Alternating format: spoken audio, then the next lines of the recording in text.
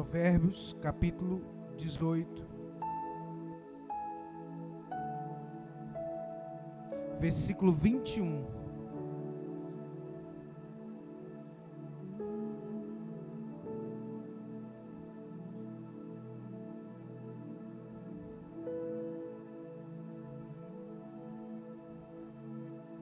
Quem achou diz amém.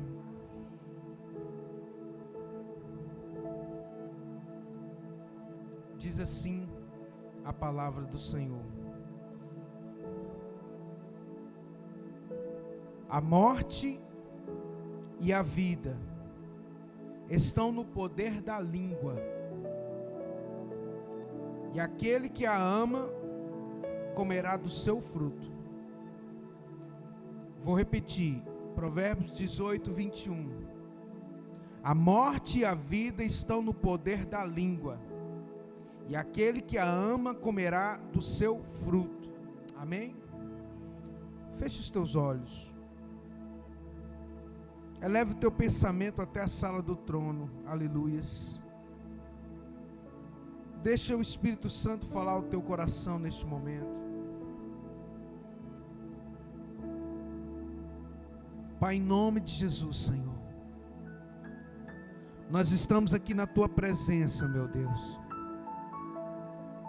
e pedimos ao Senhor, meu Pai, que nos abençoe nessa noite. Pedimos a Deus perdão pelos nossos pecados,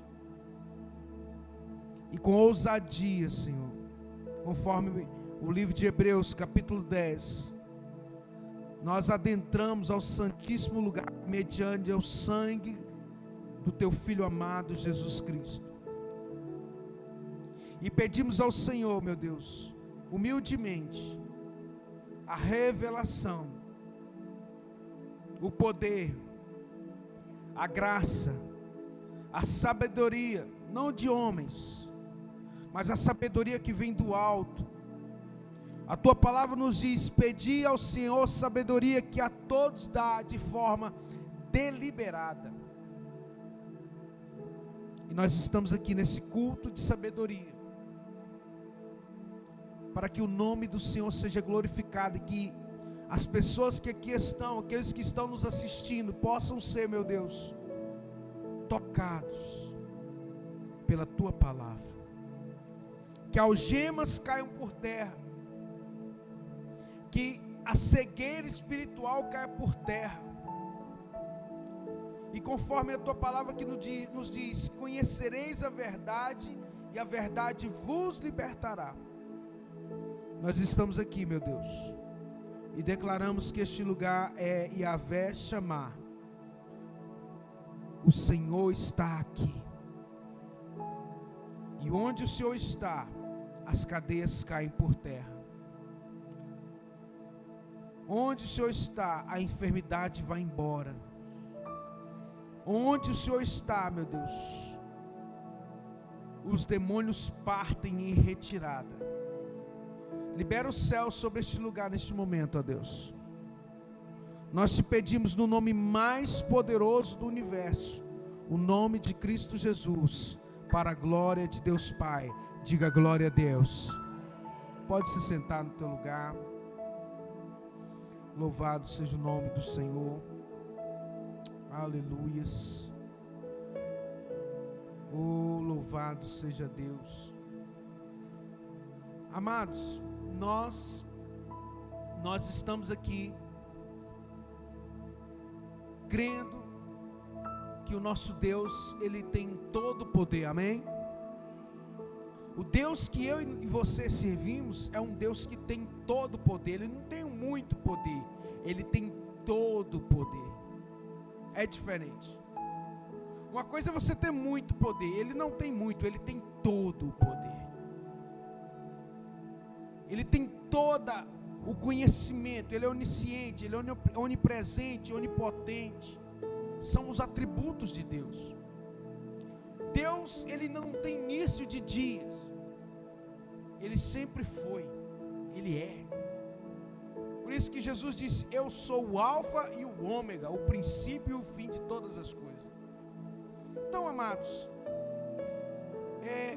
maior desafio para a igreja, para nós que somos servos do Senhor, é muitas vezes acreditar na palavra de Deus. Porque muitos falam que acreditam, muitos falam que verdadeiramente creem, mas muitas vezes a boca fala, não é aquilo que condiz com aquilo que você disse que crê. E o texto que nós acabamos de ler nos diz que a morte e a vida estão no poder da língua. E eu quero falar com você nessa noite algo que realmente, se você mergulhar aqui comigo, nessa palavra, você vai extrair riquezas eternas para a sua vida. E os seus dias vão ser dias melhores a partir de hoje. Os seus dias serão dias de bênção, de vitória, de conquista em cada uma das áreas da sua vida. Se crê, pelo amor de Deus, dá um glória a Deus e pode aplaudir a Jesus, aleluia.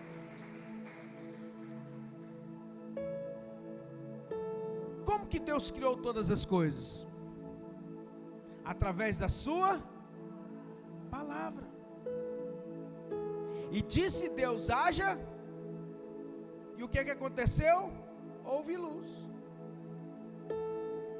Quando Deus foi criar o homem, Deus disse: façamos o homem a nossa imagem e semelhança. E a Bíblia diz que ele soprou nas suas narinas fôlego de vida. Nós fomos criados à imagem e semelhança do Deus vivo, aleluias. Então, existe algo da parte de Deus em nós, que tem poder na palavra. Então, se você quer começar a mudar a circunstância da sua vida, comece a declarar. Comece o seu dia não maldizendo o dia, que dia maravilhoso. Não comece o seu dia amaldiçoando, ou não esteja no seu trabalho liberando palavras contrárias. Mas pelo contrário, comece a determinar. Por quê? Porque o poder está na língua. O poder da vida e da morte, diz o texto que nós acabamos de ler, está na língua. Deus, Ele nos deu autoridade, irmãos. Para quê? Para exercê-la. Quando Jesus orou por Lázaro, o que Jesus usou para ressuscitar Lázaro? Foi o quê? O que Jesus disse? Lázaro, sai. Olha que poder, igreja. Olha que unção, através de quê? Da palavra. Assim também, como muitas vezes vidas estão presas, vidas estão sofrendo, sabe por quê? Porque a vida inteira ouviram seus pais os amaldiçoando. Ah, essa menina nunca vai para frente, nunca vai dar certo, vai virar, como eu já ouvi testemunhos de pessoas que não estão mais hoje na igreja, mas já passaram, já deram testemunho aqui na igreja. Senhora, pastor, meu pai nos chamava, eu e as minhas irmãs, de prostitutas. Porque desde o início era isso que o diabo queria, usava quem? O pai. Para declarar, e o pai é o quê? O diabo sabe que o pai é o sacerdote do lar. Então, eu digo para você, pai e mãe, abençoe seus filhos, mesmo que seus filhos no momento eles não estejam na presença de Deus, comece a liberar palavras de vida sobre a vida dos seus filhos, sobre a vida da sua família, igreja, em nome de Jesus. Comece a declarar, porque nós não podemos amaldiçoar. Não pode jorrar de uma mesma fonte água doce e águas amargas. Nós somos chamados para abençoar. Nós fomos chamados para liberar a palavra de vida, não de morte. Então, comece seu dia agradecendo a Deus pelo dia que se inicia. Comece o seu dia declarando que aquilo que está fazendo você sofrer vai findar hoje, agora. Olha, Senhor, eu estou passando por esse momento difícil, mas eu declaro em nome de Jesus que foi o último momento, foi a última hora, porque hoje o Senhor vai mudar a minha sorte, o Senhor vai mudar a sorte da minha casa, o Senhor vai mudar a sorte da minha família. Deus começa um novo tempo, Deus inicia uma nova etapa na minha vida, na minha casa, na minha família. Então, irmãos, o poder está na palavra. Então, Deus quer que você verbalize isso.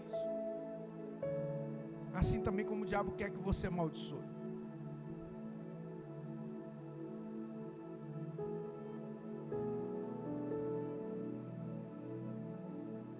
O inimigo quer que você declare que você não vai conseguir.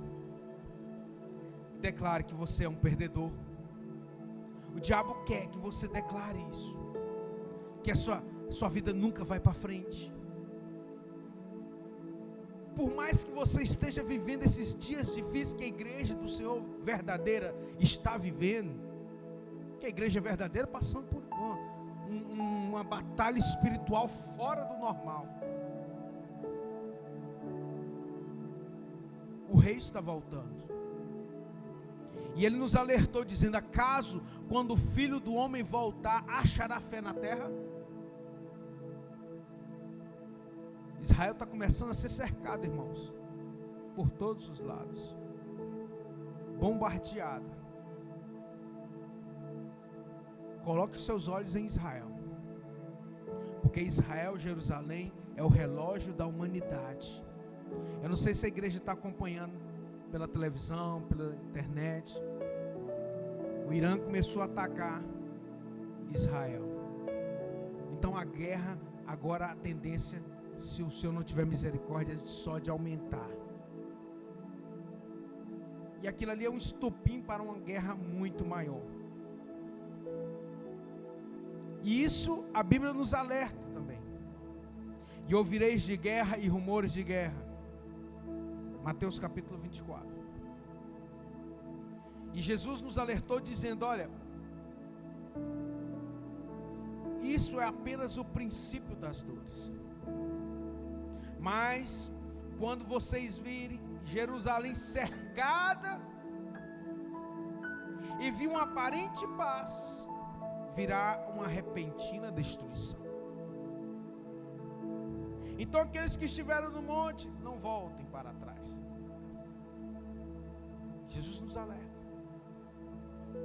Ai das grávidas, das que amamentam naqueles dias. E é o ai, né, os ais de Jesus. Ai daqueles, ai daqueles, ai daqueles. Então eu abro esse parêntese aqui nessa mensagem, para que você compreenda os dias que nós estamos vivendo e vivenciando, irmãos. São dias que antecedem a vinda do Senhor, e a igreja precisa estar preparada. De que forma, se da minha boca só saem palavras que não agradam ao Senhor? Deus criou todas as coisas, e quando Deus criou todas as coisas, a Bíblia nos diz que Ele disse: viu Deus que era bom, e abençoou o Senhor. Então, nós temos no nosso DNA espiritual, que herdamos do nosso Deus, esse poder criativo através da nossa boca.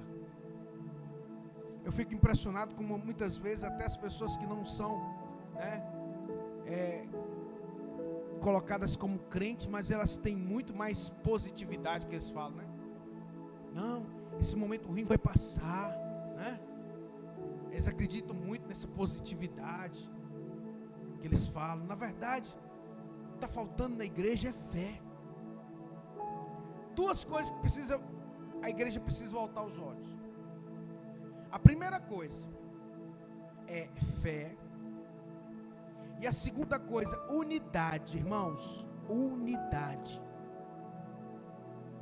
Unidade não é só a gente estar aqui reunidos num culto como esse, não é. Isso aqui faz parte. Mas quando a Bíblia fala de unidade, onde 2 ou 3 estiverem reunidos, meu nome ali o Senhor está. Então aqui tem um ambiente propício à manifestação da glória de Deus, amém? Porque o pré-requisito para Deus manifestar na sua presença é o que? Onde 2 ou 3 estiverem reunidos. Não foi isso que ele nos disse? Então nós temos um pré-requisito aqui estabelecido. Deus está presente, amém? Vou repetir, Deus se faz presente, amém, igreja? 2 ou 3, tem mais de 3 pessoas aqui reunidas. Então, Deus está o que? Assim, ó, sondando os corações, para ver se há o que? Unidade. Tudo que vocês orando, concordando, eu farei. Tudo que pedirdes em oração, concordando, eu vou fazer. E por que muitas vezes não acontece? Porque não há uma concordância espiritual. Não há uma unidade de pensamento, de propósito.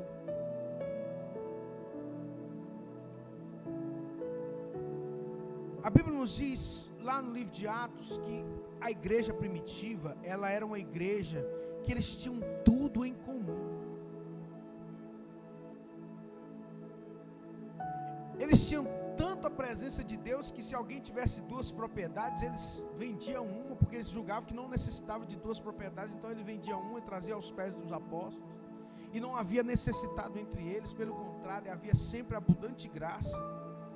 E eles iam de casa em casa partindo o pão em comunhão. Atos 2:42 diz: e crescia na unidade. Crescia na unidade. Eles tinham tudo em comum. Ninguém ousava dizer isso é meu, isso é de você, não.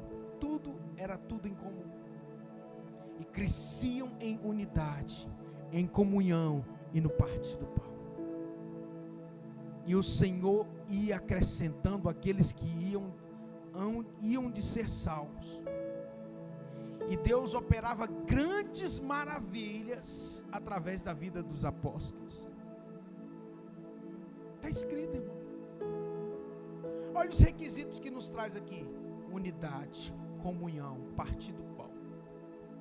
Eles tinham tudo em comum. Então por isso que tem que haver concordância. Quando o pastor, por exemplo, dá uma direção para a igreja, olha, irmãos, vamos orar em cima disso aqui. Chama-se unidade. Olha, irmãos, nós temos um propósito de fazer algo. Toda a igreja precisa se envolver. Ah, mas eu não posso fazer isso, eu não posso fazer aquilo. Mas a igreja, todos precisam se envolver nas atividades da igreja. Seja limpar a igreja, seja oração, seja tudo que nós formos fazer, nós temos que ter unidade, igreja. Sabe por quê? Porque Deus se agrada disso. E aí, à medida que nós vamos ficando mais unidos, a palavra que sai da nossa boca tem um poder extraordinário.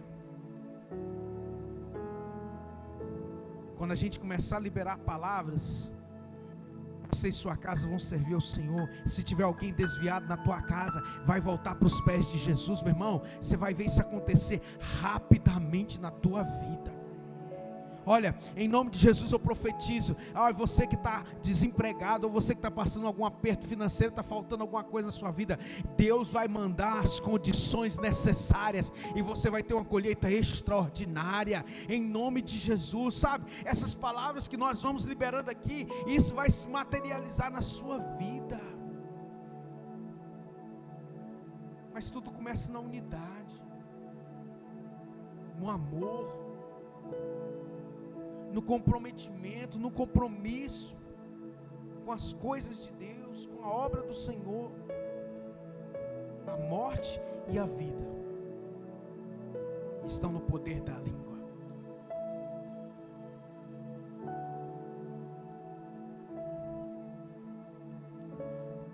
E aí, muitos de nós, muitas vezes estamos com a vida travada, porque, como eu já disse aqui, porque aqueles que deveriam nos abençoar, eles amaldiçoavam.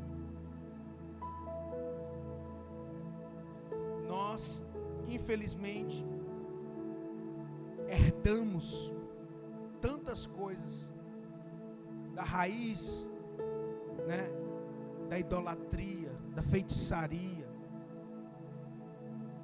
que as pessoas achavam comum os pais falarem mal dos seus filhos, ou amaldiçoar os seus filhos, até de forma de brincadeira, sendo que os judeus não, eles abençoavam. Olha o que aconteceu na casa de Noé, quando Noé amaldiçoou o seu filho. Toda uma herança maligna veio ali através da maldição de um pai. O poder da vida e da morte está na língua. E o Senhor nos diz: eis que eu ponho a bênção e a maldição.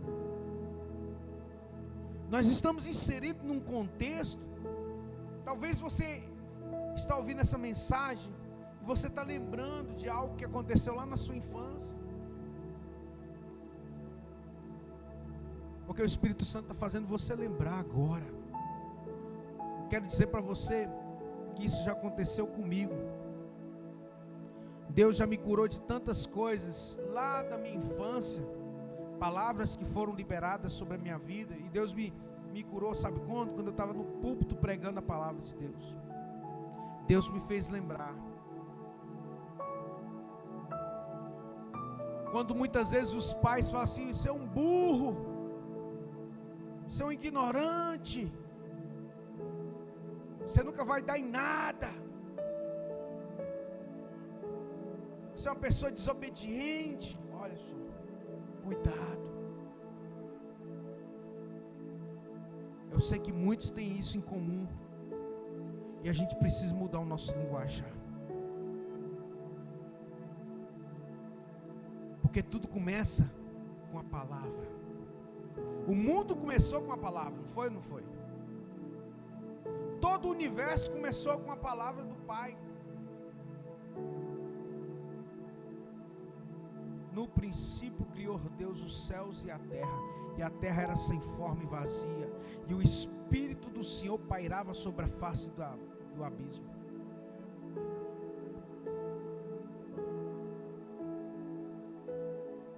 E disse Deus: haja luz, e houve luz. Comece a dizer: na minha casa. Às vezes você está passando por um momento de muito conflito dentro da sua casa, no seu casamento, no seu trabalho, muitos problemas de relacionamento.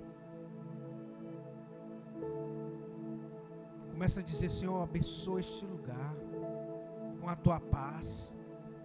Profetiza, por quê? Porque tu és o príncipe da paz, Senhor. Tu és o Jeová Shalom, príncipe da paz. E ele disse: eu vos deixo a minha paz vos dou, não vos la dou como o mundo a dá. Quem disse isso? Não foi Jesus? Quando os discípulos estavam ali de portas trancadas, quando Jesus havia sido morto, crucificado, os discípulos estavam com medo dos romanos também de morrerem. Primeira coisa que Jesus, quando entra ali dentro da casa, ele disse: paz seja convosco. A paz que excede todo o entendimento humano.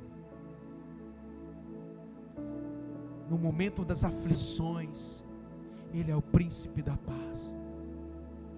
Ele é o Sars Shalom, príncipe da paz. Que Isaías disse: maravilhoso, conselheiro, Deus forte, Pai da eternidade, príncipe da paz. Ele é maravilhoso, Ele ainda faz maravilhas, amém? Ele é conselheiro. Você está precisando de um conselho para a sua vida? Não existe conselheiro melhor que o Espírito Santo. Comece a declarar: Senhor, eu estou precisando de tomar uma decisão na minha vida. Estou precisando de fazer um negócio. Busque e libere palavra. Deus, em nome de Jesus, eu profetizo que eu não vou tomar prejuízo nesse negócio. Se eu for para tomar, o Senhor não vai deixar eu entrar nesse trabalho, nesse emprego. Está entendendo, irmão? Comece a liberar. Nós estamos aqui, é por isso que eu coloquei o nome de culto de sabedoria, porque esse culto é um culto para a gente aprender e a ser liberto, irmão, de algumas amarras na nossa vida, porque a Bíblia diz lá em João 8:32, né? Conhecereis a verdade e ela vos... Então, o momento que nós estamos aqui liberando essas palavras, se você pegar isso para você, essa que é a verdadeira libertação, irmãos. Conhecer a verdade. Conhecereis a verdade e ela vos libertará. E quem é a verdade? Eu sou o caminho, a verdade e a vida. Quem disse isso não foi Jesus?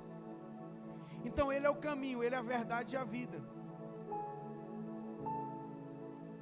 Essa verdade, quando a gente tem a revelação do Filho, a gente tem a nossa vida liberta. Não é só uma área da sua vida que Deus quer libertar. Deus quer te ver livre por completo. Deus quer que você e seus filhos sejam livres.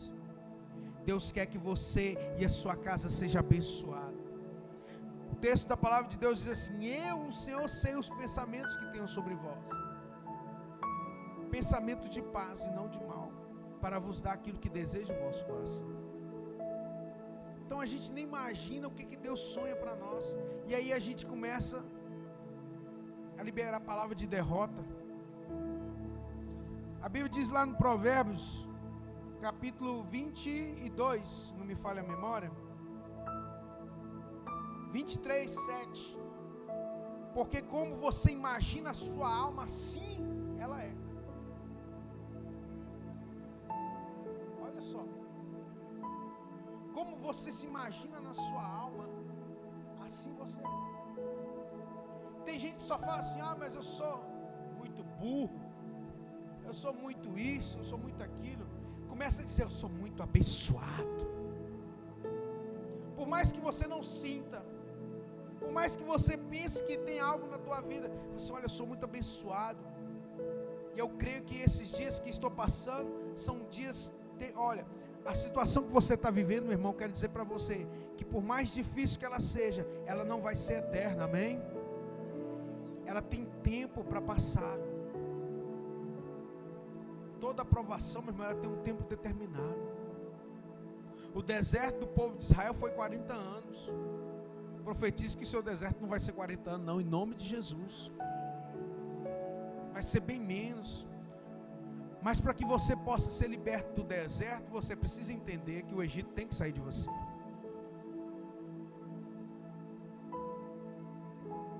Toda uma nação que saiu do Egito não entrou na terra da promessa, sabe por quê?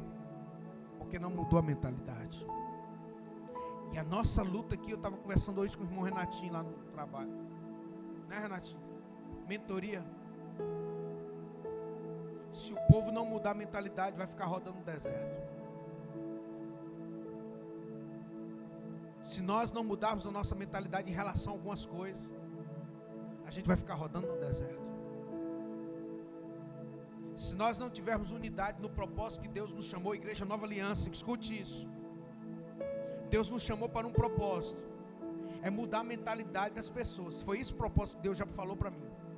No reino de Deus, a Igreja Nova Aliança, ela tem um propósito. Deus chamou esse ministério para mudar a mentalidade das pessoas. Quando o Senhor me chamou há mais de 30, quase 30 anos atrás, Deus me deu uma mensagem. E quando o Senhor confirmou esse ministério Nova Aliança, Deus usou um grande profeta a nível de Brasil, a nível de nações, e ele disse: tudo já está dentro de você, a palavra já está dentro de você, e o Senhor te chamou para quebrar paradigmas. Eu recebi aquela palavra. Quebrar paradigma não é fácil, irmãos. Viver num país idólatra, um país que tem na sua cultura enraizada a miséria, a ruína, a pobreza. De espírito, você quebrar paradigma, você mudar a mentalidade das pessoas, não é fácil. É por isso que muitas vezes eu me sinto como se eu estivesse trabalhando e não vejo o resultado. Porque mudar a mentalidade das pessoas vai depender mais de quem recebe a palavra do que de quem ministra. Lembra da parábola da semeadura? Quem lembra da palavra da semeadura? O semeador saiu a semear.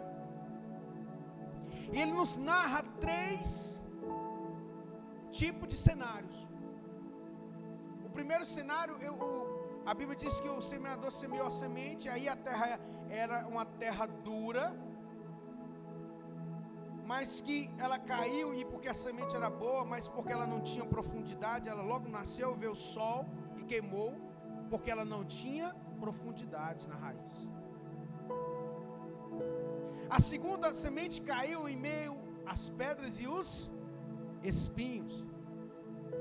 Então, quando ela começou a frutificar, os espinhos vieram e a sufocaram, e as pedras sufocaram. E a terceira semente caiu numa terra boa. E ele começou a produzir a 30, a 60 e a 100 por 1. Meu irmão, o padrão de Deus é elevado. Você tem que produzir no mínimo as 30 por 1. E se não está produzindo, é porque o solo não está sendo, porque a palavra é a semente. Não foi Jesus que falou? Ele explicou depois a parábola para os seus discípulos. Senhor, nos explica. Aí ele começou a explicar. A semente é a palavra.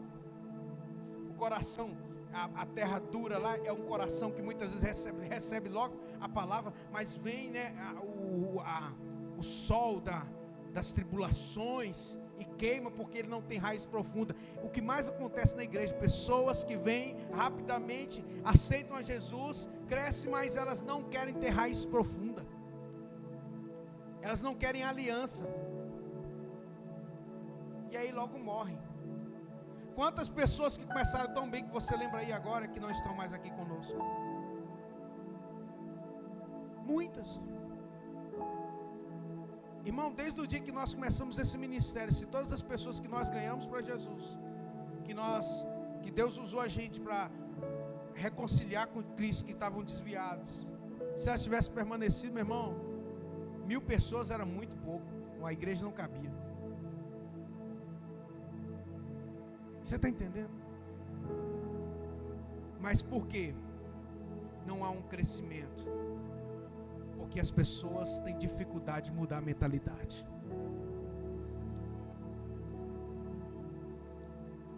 Eu estava comentando, eu termino com isso, porque a hora já está chegando.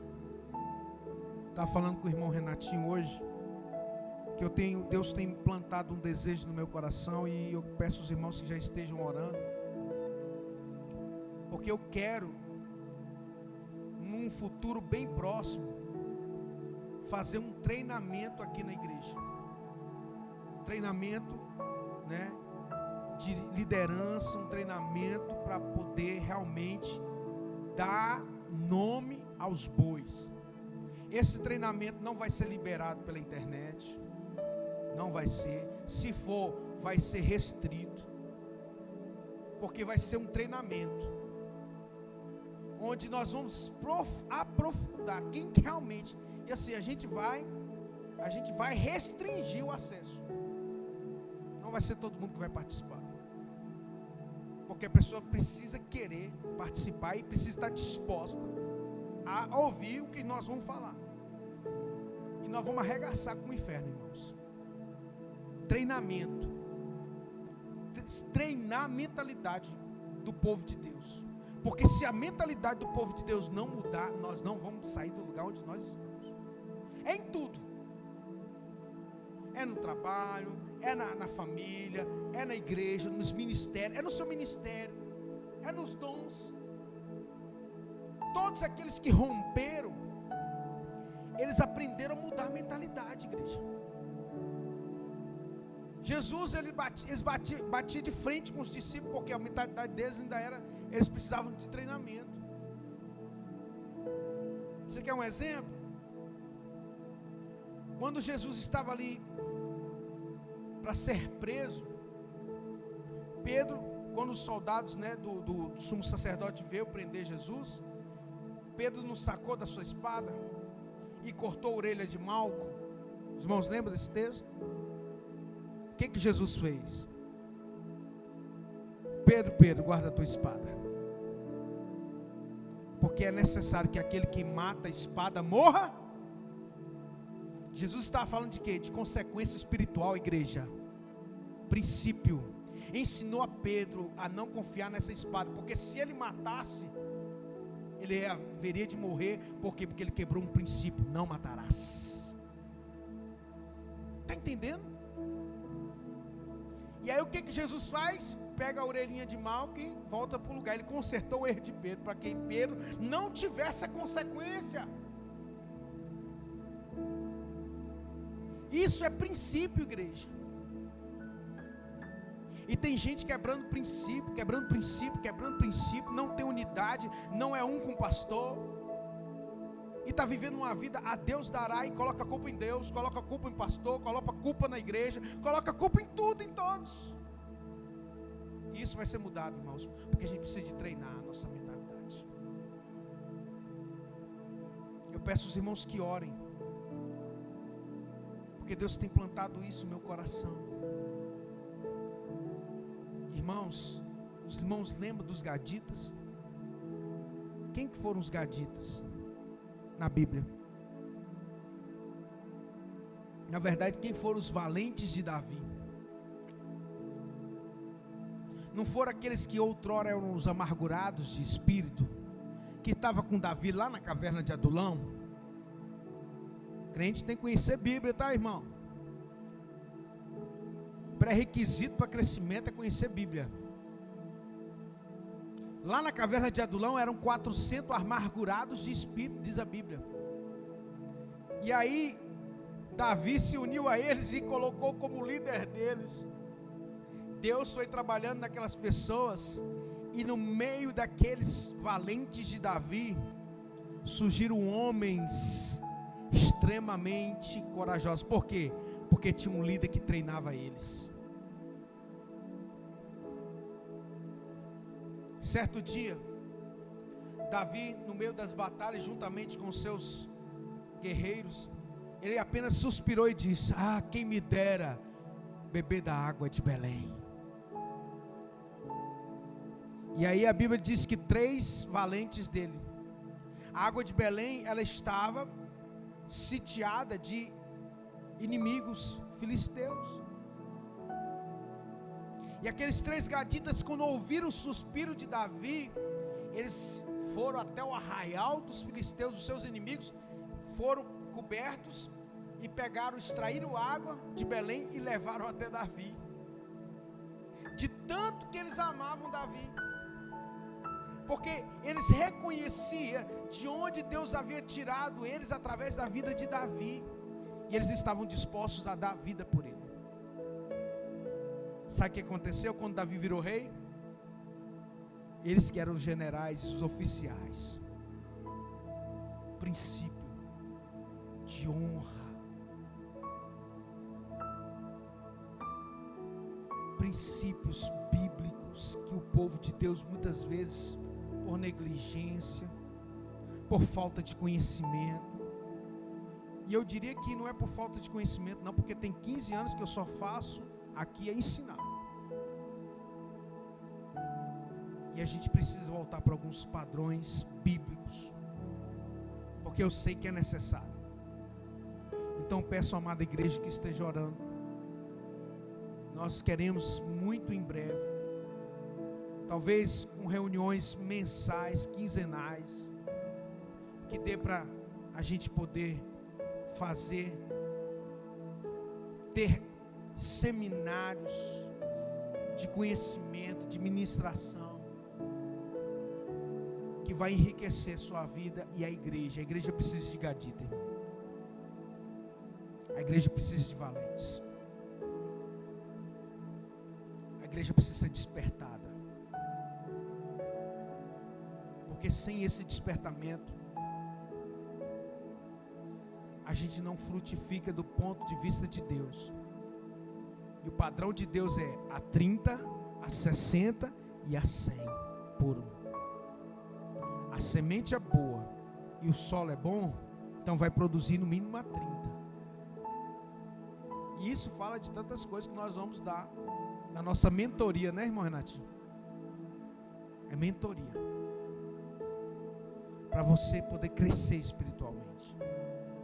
Para você poder romper em fé. Eu queria que você colocasse de pé.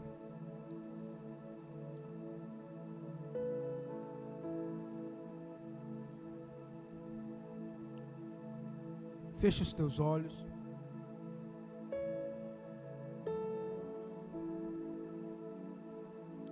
Pai, em nome de Jesus.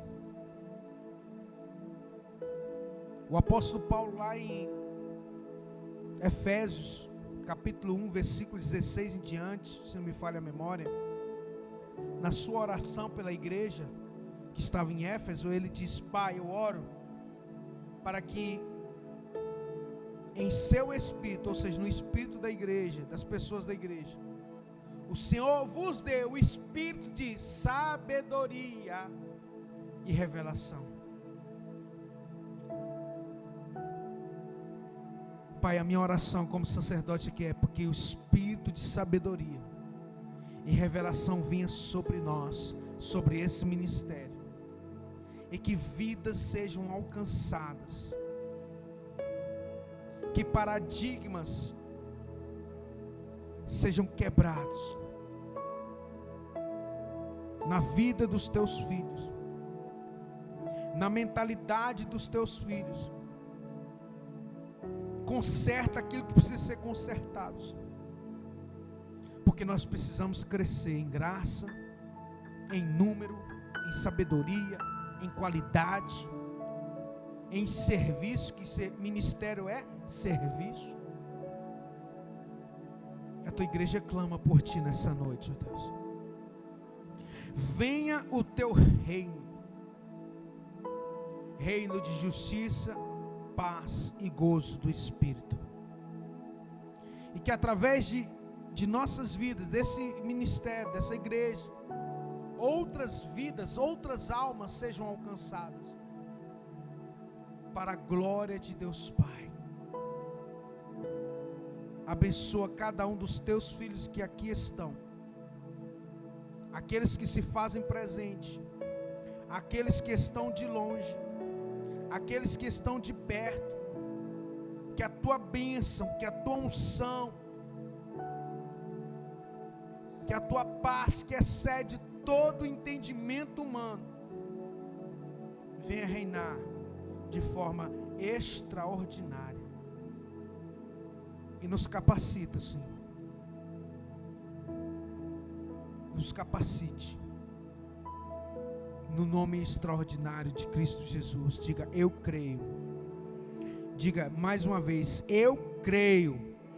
Eu tomo posse da sabedoria, da inteligência espiritual